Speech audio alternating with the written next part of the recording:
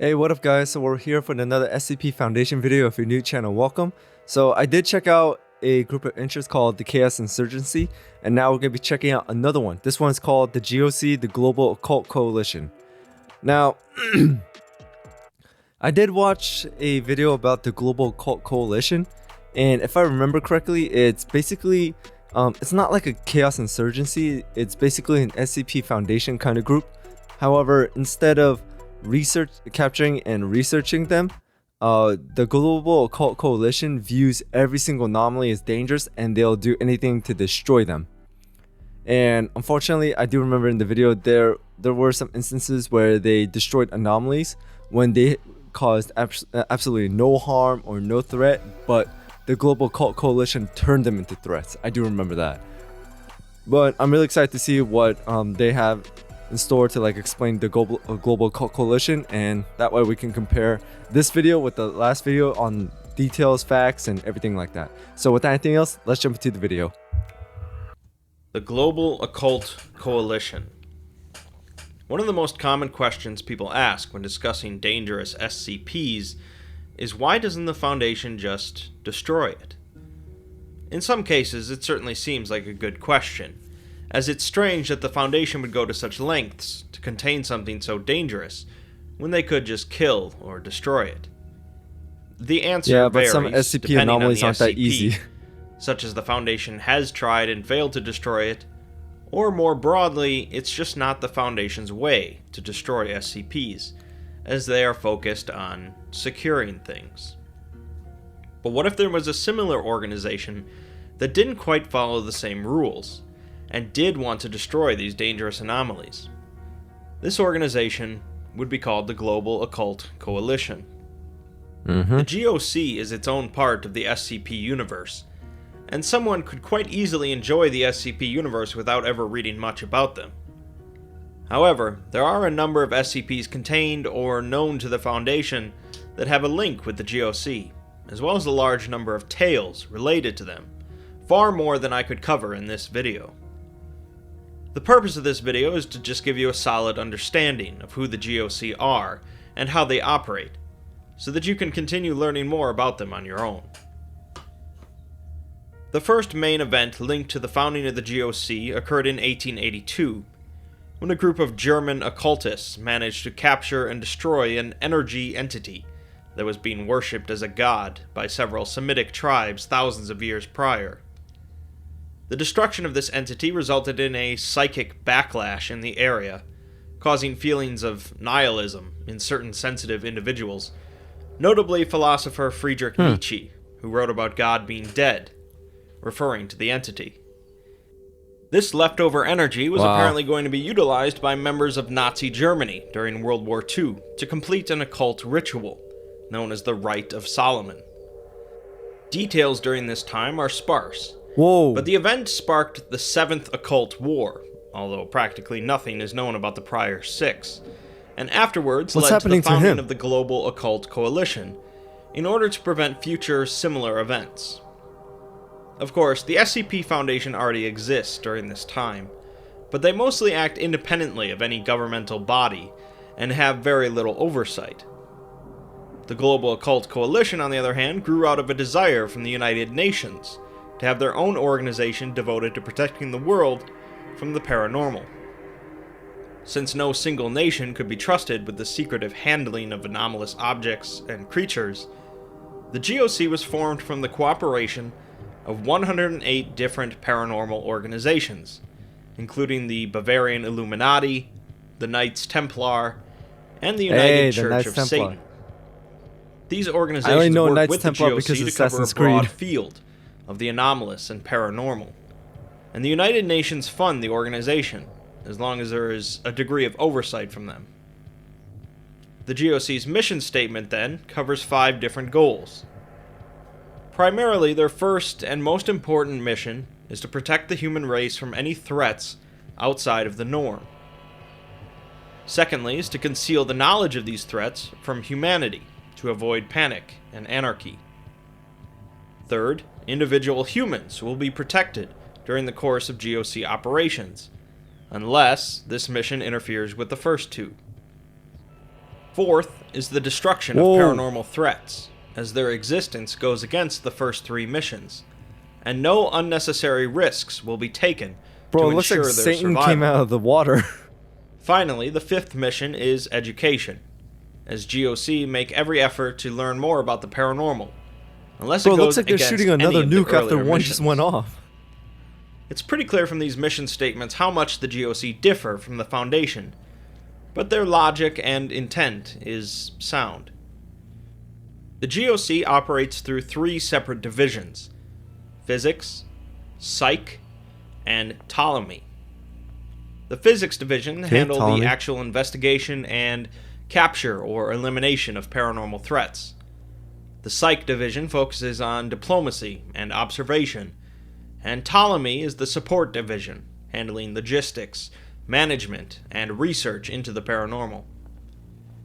GOC operatives mostly utilize technology and weaponry that is readily available to militaries Wait, are and those other zombies? organizations, so that it wouldn't cause any concern if lost in the field. But they do occasionally use tech that comes from paranormal research to better aid in eliminating anomalous threats. These advanced pieces of technology also include combat and infiltration suits that incorporate bullet-resistant nanofibers, augmented reality systems, cloaking devices, or even full-body exoskeletons. Field agents are fully prepared to tackle the various threats they might encounter, and are capable of taking down highly dangerous anomalies, such as those capable of regeneration, shape-shifting, or even bending reality.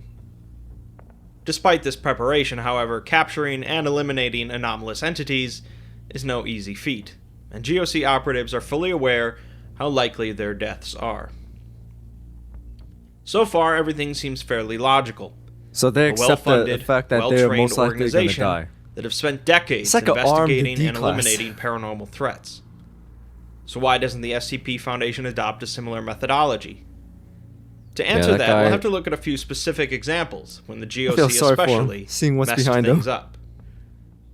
Likely the most relevant example is SCP-1609, The chair? a pile of wood splinters, nails, and scraps of fabric, currently contained by the SCP Foundation. Originally, 1609 Yeah, was a there you large go. chair carved in the form of a reclining woman. I that know would what happened to detect this when one. anyone in an unknown radius around it needed to sit down and didn't have a comfortable seat nearby. And it turned into The a chair weapon. would then teleport to them and remain there until someone else needed a seat. This was the extent of its anomalous properties, but the GOC managed to capture it and send it through a wood chipper, as a teleporting chair could easily risk breaking the mission of secrecy held by the GOC. The destroyed chair killed a number of GOC personnel before suddenly appearing in an unused containment cell owned by the Foundation. SCP-1609 is now much more dangerous, and when reacting to specific stimuli, will become violent, teleporting portions of itself into the lungs of those who have angered it. This Yeah, quickly there. I leads know to that. death, at which point it will teleport back to its containment cell.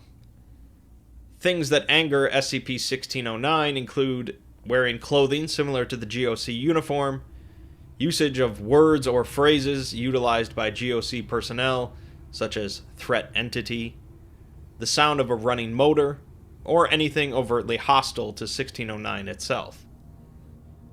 To counter this, So the anything Foundation related believes to that 1609 prefers situations where it can be useful to humans, as it once did as a chair, and so they use the 1609 mass as mulch for a flower bed.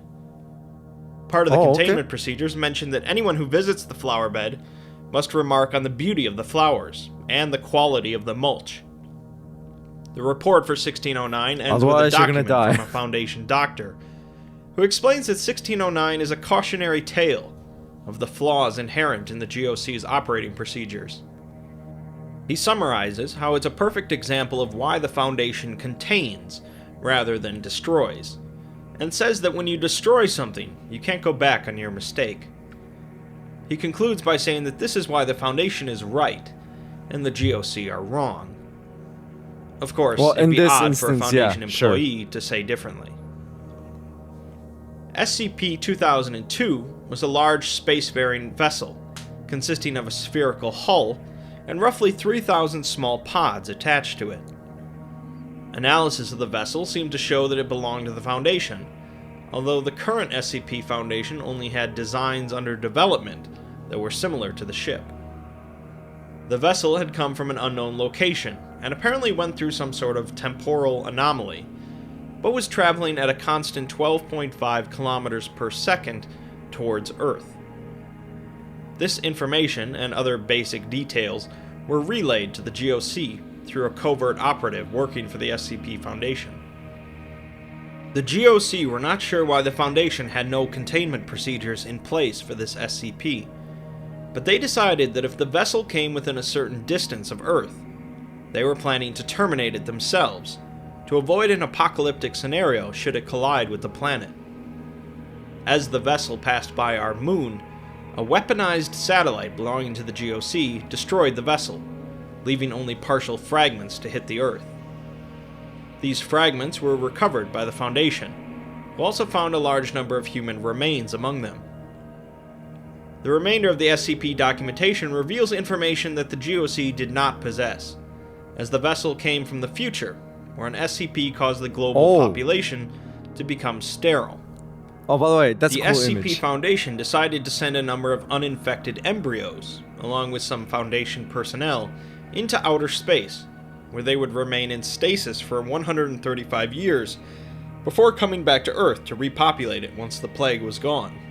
135 years? The ship passed through a temporal anomaly, causing it to travel back into the past and approach our current Earth. Ultimately, this anomaly caused their mission to fail, but this demonstrated that the GOC still operated with lethal decisions, without possessing all of the facts. SCP-1522 is perhaps another case of the GOC being unnecessarily cruel in their operations. I remember this. 1522 were two sentient fishing trawlers, capable of autonomous movement and faster than normal speeds. They spent most of their time sending out modified sonar pings to play with whales, and the Foundation continually kept civilians away from them, mostly letting the ships do their own thing. The GOC, however, came in and launched harpoon missiles at one of the ships, quickly Yeah, you can see a sinking it. huge chunk missing out of the left The one. other ship tried to save it, but could not, and seemed to destroy itself afterwards. The Foundation eventually recovered the two sunken ships, finding two small, partially formed rowing boats in one of them. While it might seem cruel, it likely took a good deal of effort to keep information about these two anomalous ships concealed from the public, and destroying them does fit in with the GOC's mission statement. I don't want to be misleading with this summary, however, and so I want to make it clear that these SCP articles are all written by Foundation personnel, who are likely to share a certain bias against the GOC. Looking at different perspectives, particularly in various tales, you find that the GOC are a bit more nuanced than just the common kill-all anomalies concept. These reports show the GOC are more than willing to negotiate with anomalous entities, or at the very least not destroy them immediately, and also aren't shy about showing the mistakes the Foundation makes. Since the concept of canon is so fluid in the SCP universe, it's understandable that you can't simply pigeonhole an organization like the GOC into a single perspective. Perhaps the GOC caused plenty of problems in their pursuit of protecting humanity by destroying the paranormal, such as in the alternate reality of SCP-1730. And perhaps the Foundation caused plenty of problems in their pursuit of containing and researching the paranormal. In closing, I hope that this has provided a good enough basis of understanding for the GOC to continue your own research. While the SCP Foundation will often paint the GOC as one of the bad guys, they have also been shown to work alongside them if need be, and there is mostly peace between the two organizations. In the end, if nothing else, it seems clear that the GOC exist for humanity's protection, whether we agree with their methods or not.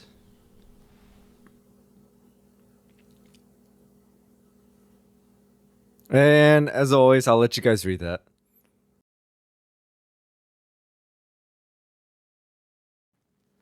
All right, so there you guys have it. That was the GOC, the Global Occult Coalition. Now,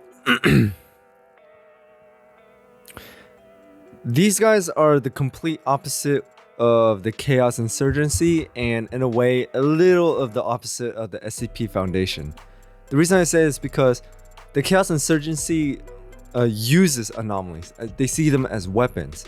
But the Global Occult Coalition is the complete other direction. They see them as just threats. They see them as something that should not be saved or anything and should be destroyed. I already knew about the wooden chair one, of like how it was basically put in a wood chipper and the splinters will teleport to people's lungs and all that. That really scared the hell out of me in that animation video. And I know about the two love ships and how one was destroyed and the other one pretty much rammed into a Global Occult Coalition like destroyer and killed everyone. So ironically, the Global Occult Coalition, to eliminate SCP anomalies, creates more anomalous threats. So in a way, they're kind of creating the things that they want to destroy. But if they just left them alone, I'm pretty sure some of those things would never happen. But that's their mission. Just whether they like it or not, we're going to go after anomalies and destroy them. But anyways, this was a really great video. And the next group of interest that I'm going to be watching is the Serpent's Hand. Now, the Serpent's Hand is the one group that you guys have been recommending to me the most out of all three. I don't know what is it with the Serpent's Hand that you guys really like, but I'm not saying like it's not interesting or anything like that, but I'm just like saying I don't see it the way you guys yet. So I'm going to be watching that video next and see where it goes. But until then, I really enjoyed this video and thank you so much for the support, guys. I really do appreciate it. It keeps this channel going. Make sure to hit that notification bell so you know when I drop another video. And thank you so much for tuning in. And until then, I'll see you guys next time.